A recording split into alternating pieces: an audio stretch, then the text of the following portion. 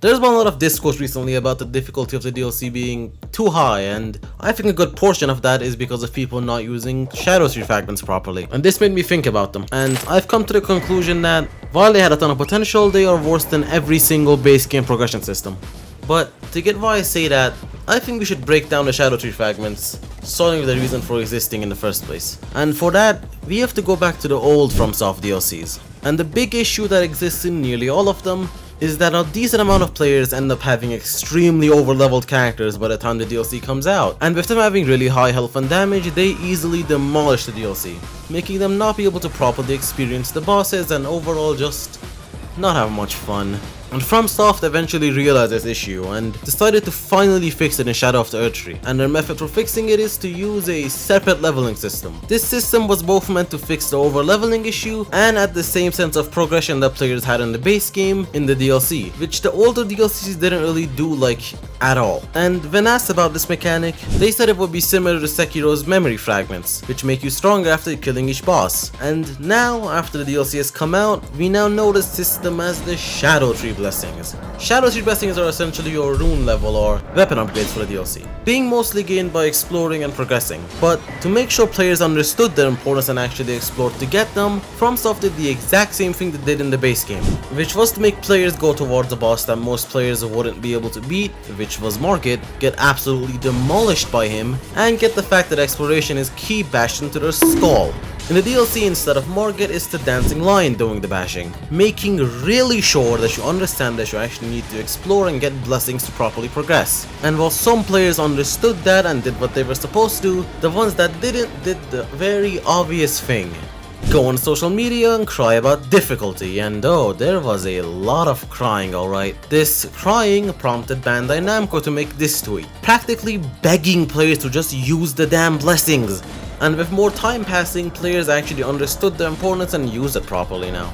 But so far the issue with them has just been more of plain stupidity rather than actual issues. But as we get in further, the actual cracks start showing, with the biggest issue of them being how damn hard it is to get them late game. This issue arises because of 3 reasons: quantity, location, and that you haven't subscribed yet. Do it now to fix the issue. But let's get back to talking about quantity. Scadutree fragments are limited on not only something like smithing stones or rune levels, and to get a blessing you need around 2 to 5 of them, with there being 50 in the entire DLC, meaning you are extremely likely to miss a ton of them. And while this is fine in the early game, once blessings start needing 4 fragments, it becomes way too hard to get them. This is somewhat comparable to golden seeds, but the main difference that makes golden seeds way less annoying is that while there are 41 golden seeds in the game, you only need around 30 to get max level. But in the DLC, you need all 50 fragments for max blessings. And this late game issue of not being able to find them is made even worse by their location.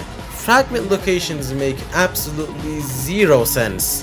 While some of them are in places that they should be, like the America churches, some of them are just in extremely random locations, with the best example being this fragment, where you have to go down this really hard to find ladder, hit this secret wall, go into a coffin, scale down this mountain, then kill this random hippo for it.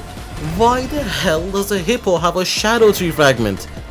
It just doesn't make sense. And I would have never been able to get this fragment without using a wiki. And this is an issue that the golden seeds and especially the sacred trees don't have at all. Golden seeds are found most of the time in important locations, and sacred trees can only be found in churches. And this issue of not being able to find them is so big that by the final boss, despite me exploring pretty thoroughly and spending around 30 hours in the DLC, I only had blessing level 14, meaning I had around 30% less damage in defense. That's like having a plus 18 weapon at Radagon. While it is doable to still beat the boss, the game should really make sure that you're way higher than that.